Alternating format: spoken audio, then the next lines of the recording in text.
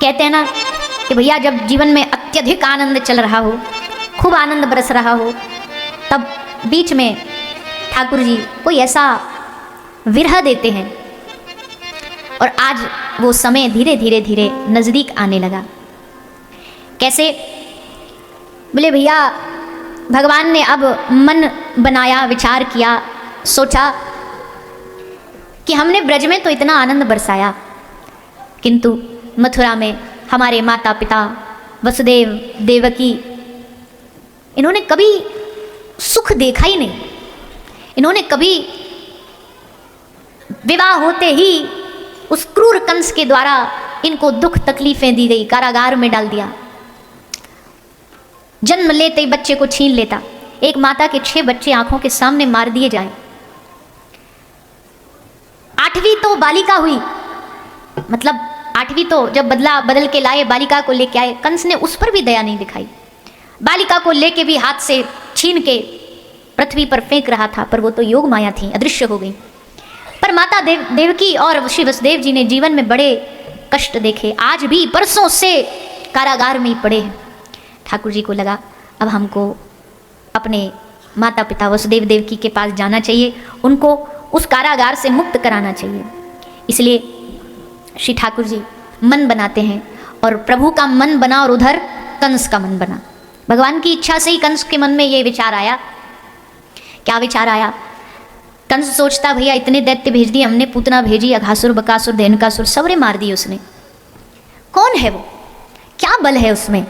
उस बालक में ऐसी ताकत कौन सी है जो किसी से मरने में ही नहीं आता? अब की बार कुछ नया करते हैं। अब की बार दैत्यों को ब्रज में नहीं भेजते, उसको यहाँ बुलाते हैं, क्योंकि हम तो ब्रज जा नहीं पाएंगे, पर वो यहाँ आए तो हम देख तो पाए कि क्या शक्ति है उसमें, ऐसी कौन सी ताकत है उसमें। तब महाराज कंस ने श्री अक्रूर जी के द्वारा ब्रज में भगवान को ले जाने के लिए अक्रूर को भेजा। श्री अक्रूर जी महाराज ब्रज आए हैं। अक्रूर जी पधारे, श्री यशोदा नंद बाबा से आग्रह किया। नंद बाबा यशोदा मैया ने अक्रूर जी को खूब बढ़िया भोजन प्रसाद बना के पवाया। बाबा ने पूछा प्रभु क्या सेवा करें हम आपकी, बताइए। अक्रूर जी कहते हैं सेवा नहीं, हम एक निवेदन लेके आए महाराज कंस की ओर से। बोले कहिए। बोले हम चाहते हैं तुम अपने बालक कृष्ण और बलराम दोनों को हमारे संग भेजो। एक मल्ल युद्ध हो रहा है, बड़े बड़े दुनिया भर के मल्ल आ रहे हैं, पहलवान। महाराज कंस चाहते हैं तुम्हारे बेटे कृष्ण बड़े पराक्रमी हैं, बलराम बड़ा पराक्रमी है, उनको उस युद्ध में बुलाया गया है। नंद बाबा यशोदा मैया अक्रूर जी को कहते अरे अक्रूर जी, अरे पहलवानों के बीच में, मल्लों के बीच में हमारे लाला को का काम? हमारो लाला पराक्रमी है, हम जाने गिरिराज उठा लियो यानी पूतना मार दे यानी, पर ये मतलब थोड़ी है याकू जाकर के पहलवानन के बीच में खड़ो कर दो। अभी उम्र ही कहा याकी। मैया कहती अभी तो जब तक सुबह सुबह मेरे ढोरे आके रोतो रोतो मोते दूध नहीं मांगे तब तक तो याके दिन ना होए। ये कहाँ मल्ल युद्ध करेगो, कहाँ ये उत्सव में जाएगो? और अक्रूर तू जाने नहीं है, या ब्रज में या ब्रज की सुबह सूरज को देखने ते ना होए, या ब्रज की सुबह कन्हैया को चेहरा देख के होए। ब्रज के छोटे छोटे से सखा ना ग्वाल वाल ऐसे घरते जगते आंख बंद कर लेते, गली सबरी पतुई आंख बंद करे भागे भागे भागे दौड़े दौड़े नंद भवन आके मैया को आवाज आती मैया कन्हैया को ने बाहर भेजियो। ठाकुर जी बाहर आते, और ठाकुर जी जब बाहर आते तब उनको देख के आंख खोलते, तब कहते हाँ अब हमारी सुबह हैगी, अब हमने लाला को देख लियो, अब हमारा सूरज उगे है। या सूरज के उगने ते हमारा सूरज ना उगे, हम तो कन्हैया को लाला को देखें तब लगे अब सूरज उगो। सबरी गोपी, कई गोपी तो ऐसी बावरी रात को 12 बजे उठ के भग देती, सांस पकड़ के रोकती कहाँ बावरी जा रही है, लेकिन कन्हैया के दर्शन करने को। बावरी समय देख, अभी सुबह अजान दे लाला सो रहे होगो, रात के 12-1 बजे तू भगी जा रही है। कोई भानी नहीं गोपियों को, हर पल ऐसे लगता ठाकुर जी को देखो, पलक गिरती भी उनको युग के समान लगती, इतना प्रेम। आज भैया अक्रूर आए हैं उस कन्हैया को ले जाने के लिए। गोपिन को पता लगी एक नया आदमी आया है, पूछा क्या नाम है तेरा? अक्रूर। कौन है तू? मैं कृष्ण का काका लगता हूं। गोपियों ने मानो टेढ़ी नजर से अक्रूर से पूछा काका लगता है? ये नया नया काका कहां से पैदा हो गया? पहले तो तुझे कभी ब्रज में देखा नहीं, क्यों आया है? कृष्ण को ले जाने। गोपी ने कहा कृष्ण को ले जाने। तेरा नाम अक्रूर किसने रखा? बोले मतलब तेरा नाम अक्रूर नहीं, तेरा नाम तो क्रूर होना चाहिए था। इतनी क्रूरता भरा दिल लेके तू आया और हमारे सामने खड़ा होके कह रहा कृष्ण को ले जाने आया हूँ। तेरे शरीर में दिल नहीं है क्या, हृदय नहीं है क्या? तू जानता नहीं है क्या हमारा प्रेम कृष्ण के लिए? अरे तसल्ली रखने के लिए कुछ और ही बोल देता, पर तू क्रूर है। इस ब्रज में बड़े बड़े राक्षस आए, अघासुर आया, धेनुकासुर आया, पर उन्होंने हमारे कन्हैया को हमसे छीना नहीं। लेकिन तू अक्रूर यहाँ कृष्ण को हमसे ले जाने के लिए आया है। अक्रूर के पास किसी के प्रश्न का उत्तर नहीं था। अक्रूर ने देखा कि इनको समझाना, इनको बोलना, क्या बोले, क्या समझाएं इनको। हाँ, रात्रि के समय अक्रूर ने नंद बाबा और यशोदा को कहा, आप इतने परेशान क्यों हो रहे हो? इतने दिन आपके पास कृष्ण रहे, कन्हैया रहे, अब इनका अपने जन्म दाता जो हैं वसुदेव देव की, उनके प्रति भी तो दायित्व है, तुम्हारा थोड़ी, ये तो उनका बेटा है। महाराज जैसे कोई वज्रपात हो गया हो नंद और यशोदा के ऊपर। रात्रि का समय था। श्री कृष्ण के पास यशोदा मैया गई, जाकर के माखन पवाया। ठाकुर जी कहते, मैया आधी रात को तू माखन पवा रही है मुझे? मैं जब कहूँ मैया माखन दे दो तो कहती ना, आज को तेने बहुत खा लियो, कल खाइयो, आज तू खुद ही खिला रही है। यशोदा मैया कहती, इसलिए खिला रही हूँ, पता नहीं फिर कल ये मौका मिले ना मिले, फिर जीवन में मौका मिले ना मिले, इसलिए खिला रही हूँ। पर मैया ऐसी बात काय को कर रही है तू? अरे परसों की तो बात है, कल जाऊंगा मेला में, मेला देख के, उत्सव देख के परसों लौट आऊंगा। पर यशोदा मैया का हृदय बार बार इस बात को कह रहा है कि यशोदा ये आखिरी बार है, अपने लाला को जितना पवा सकती है, लाड़ लड़ा सकती है लड़ा ले, उसके बाद ये मौका, ये अवसर मिले न मिले। सुबह हुई भैया और सारा ब्रज मानो प्राणहीन हो गया। किसी ने हमारे प्राण चुरा लिए, किसी ने हमारी सांस रोक दी। पूरे ब्रज के सखा, ग्वाला, गोपी, गैया सारे ब्रज में नंद महल के सामने जाके खड़े हो गए, झुंड की झुंड।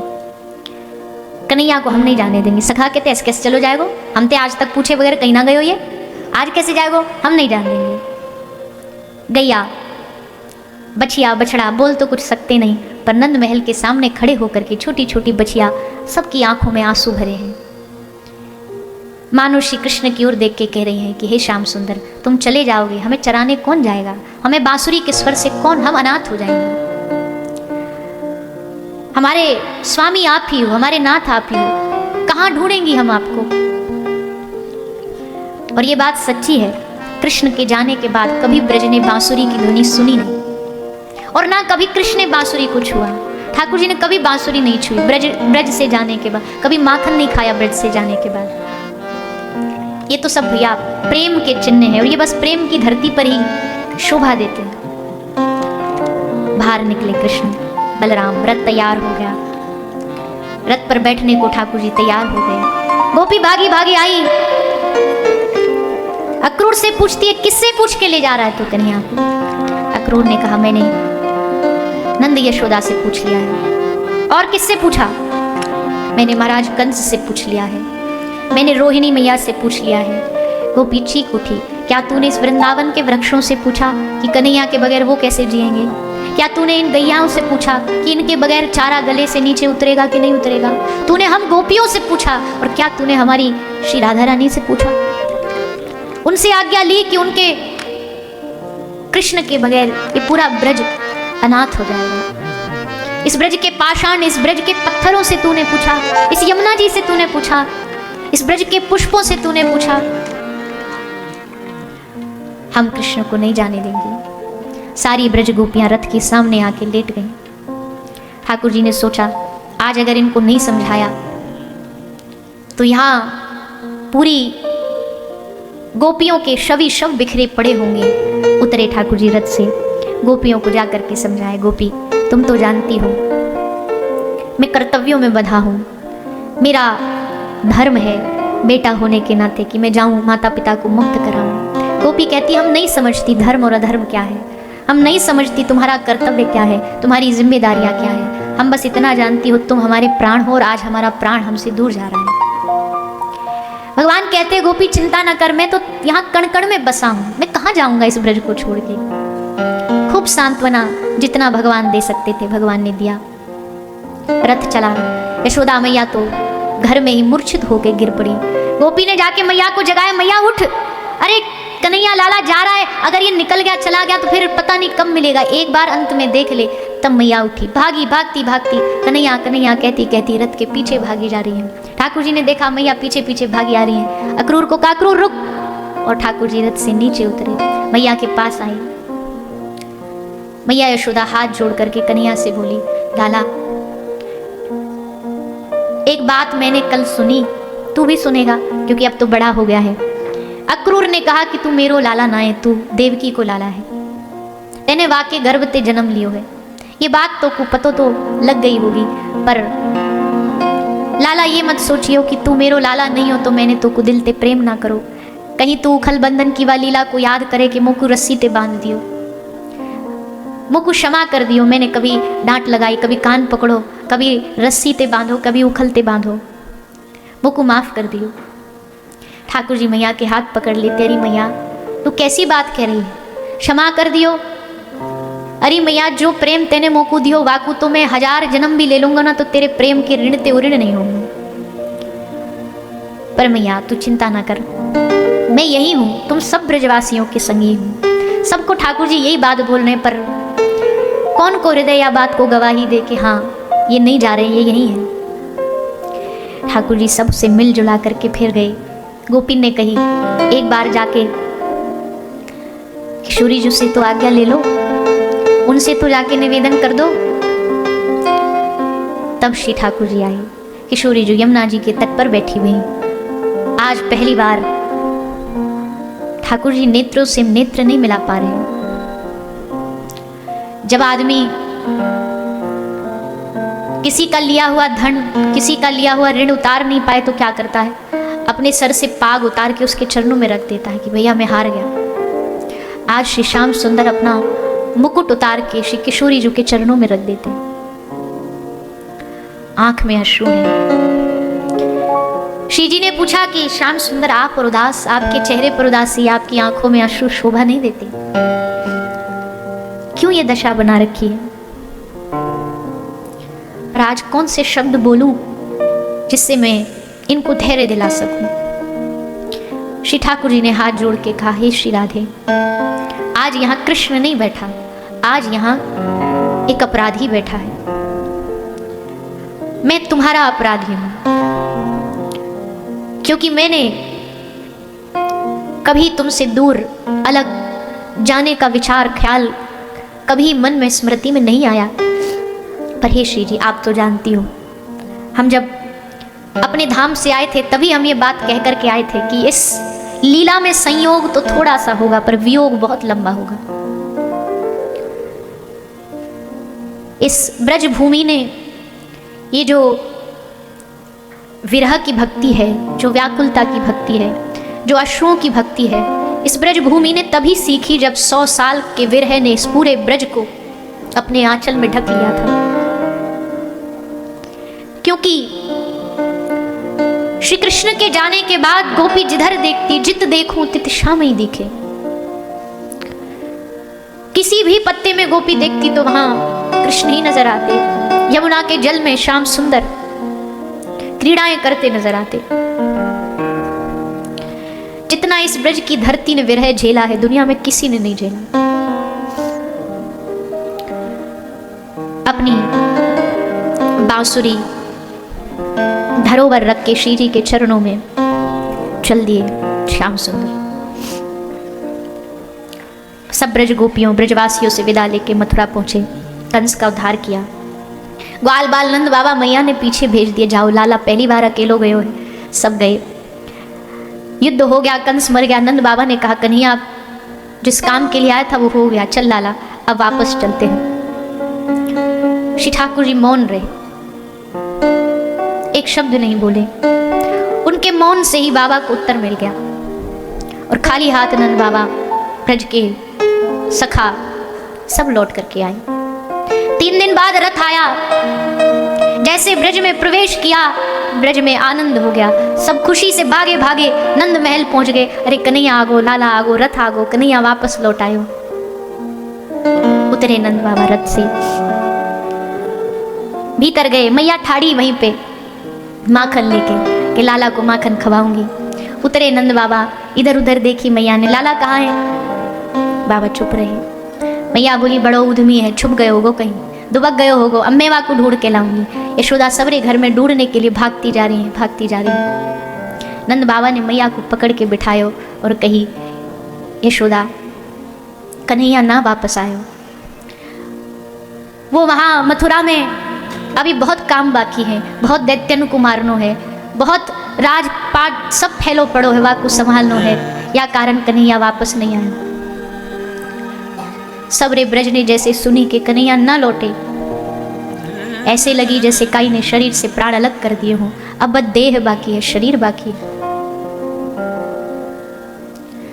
समय बीतता गया, बीतता गया। ये हालत केवल ब्रज के लोगों की नहीं है भैया, बड़ा मुश्किल है किसी प्रतिष्ठित व्यक्ति का अपने दुख को छुपाना, अपनी पीड़ा को छुपाना। कहे तो किससे कहे? इस मथुरा में मेरी पीड़ा को समझने वाला कोई नहीं है। कृष्ण जानते इस मथुरा में सब पढ़े लिखे हैं, ज्ञानी हैं। अगर मैं कह भी दूंगा कि मुझे ब्रज की याद आती है तो हंसेंगे, क्योंकि इनको पता ही नहीं है कि ब्रज के लोगों ने मुझे कैसा प्रेम दिया। एक दिन धैर्य का बांध टूटा और श्री कृष्ण रोते रोते रोते अपनी महल की छत पर जाके बैठ गए। देवकी मैया ने उद्धव को कहा, उद्धव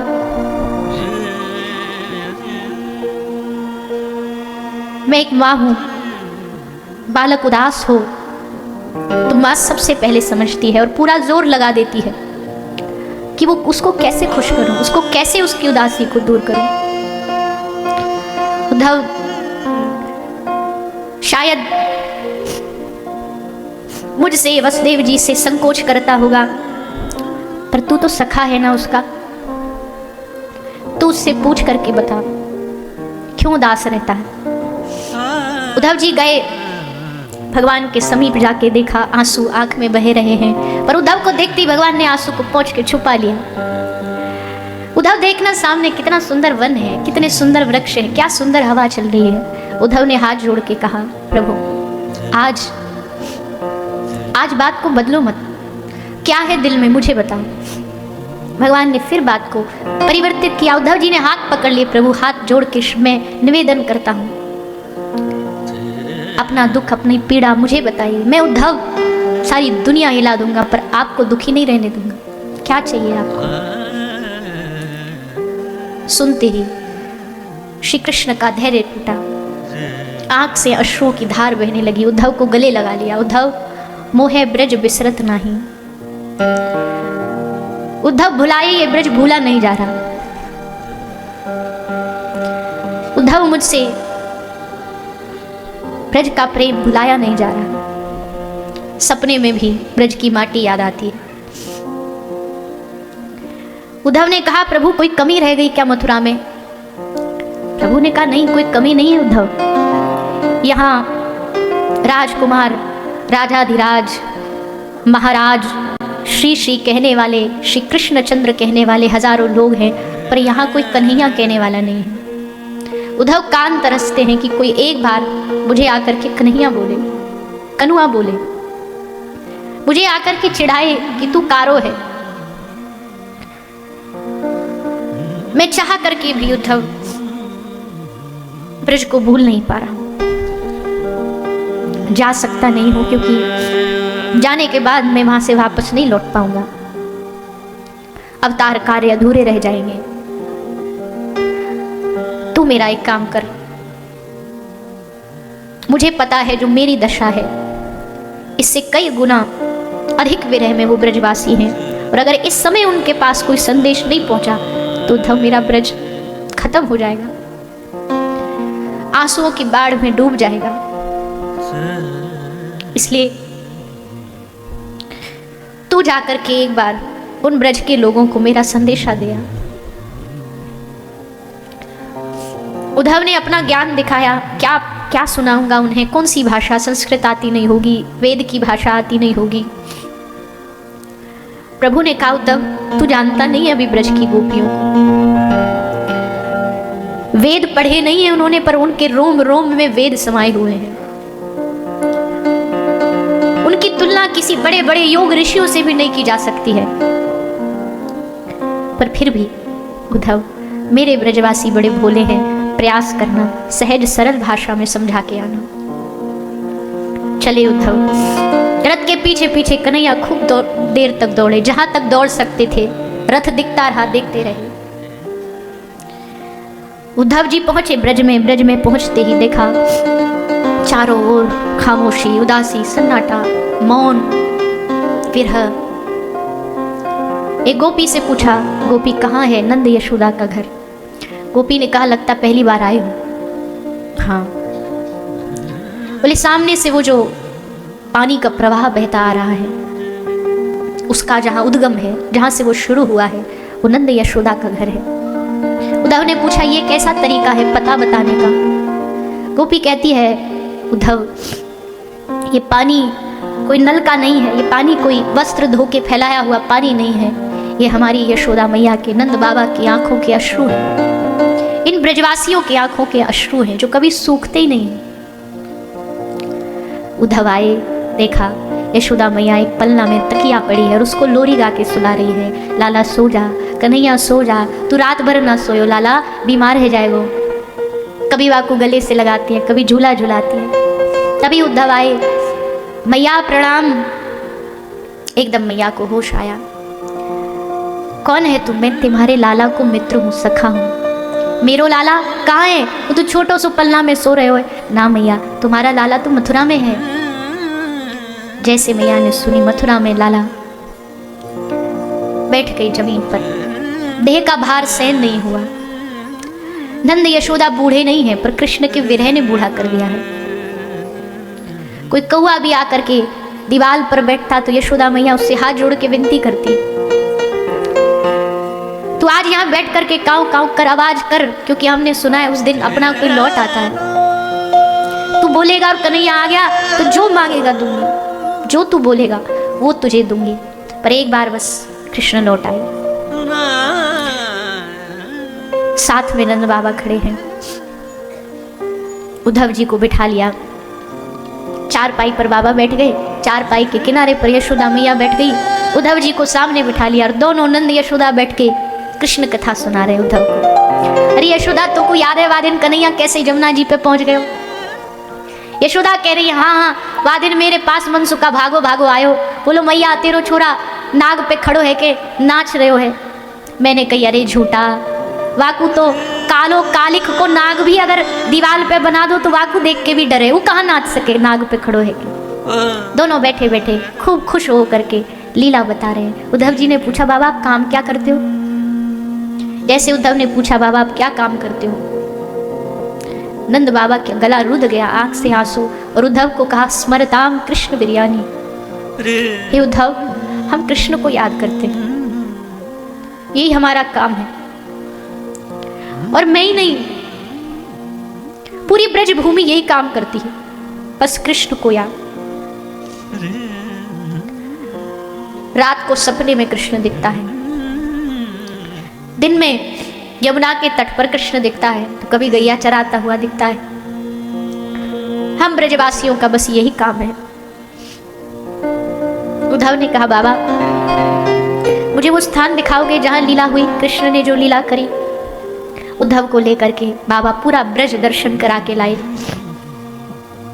और अब मुझे मिलना है ब्रज की गोपियों से। और तब उद्धव ब्रज की गोपियों से मिलने आए। पूरा समूह बना के गोपी श्री किशोरी जी के सानिध्य में बैठी हैं। वो तो कृपा है जो इन ब्रज के लोगों के पास, ब्रज गोपियों के पास श्री जी है इनको संभालने के लिए। या ये कह लो कि ब्रज के लोगों ने, गोपियों ने श्री जी को संभाला, या कभी श्री जी ने गोपियों को संभाला। उद्धव पहुंचे, देखा गोपियों का समूह बैठा है। जैसे उद्धव आए पता चला ये कृष्ण का मित्र है, गोपियां टूट पड़ी उद्धव को छूने के लिए। तो कृष्ण को छू के आया होगा ना, तुझे छू लेंगी तो लगेगा हमने कृष्ण को छू लिया। उद्धव ने कहा गोपी एक पत्र भेजा है कृष्ण ने। उद्धव जी ने पत्र निकाला, गोपियों को दिया और सारी गोपी झपट पड़ी, पत्र के टुकड़े टुकड़े कर दिए, सब ऐसे गले से लगा रही है। उद्धव ने कहा बावरियों पढ़ तो लेती, क्या भेजा है प्रियतम ने पाती में लेके, पढ़ तो लेती।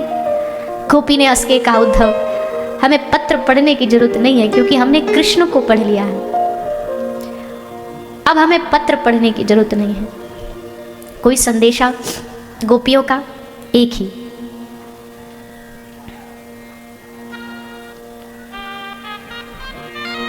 तेरे बगैर सावरिया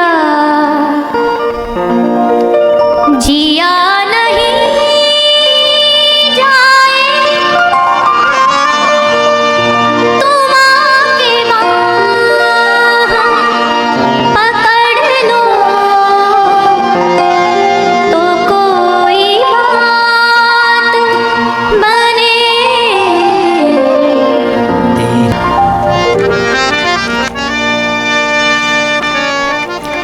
जहाँ श्री राधा जो संग में रमण करो प्यारे, वो यमुना जी का किनारा वो कुंज है प्यारे, वहीं पे हमको बसा लो तो कोई बात बने। ऐसी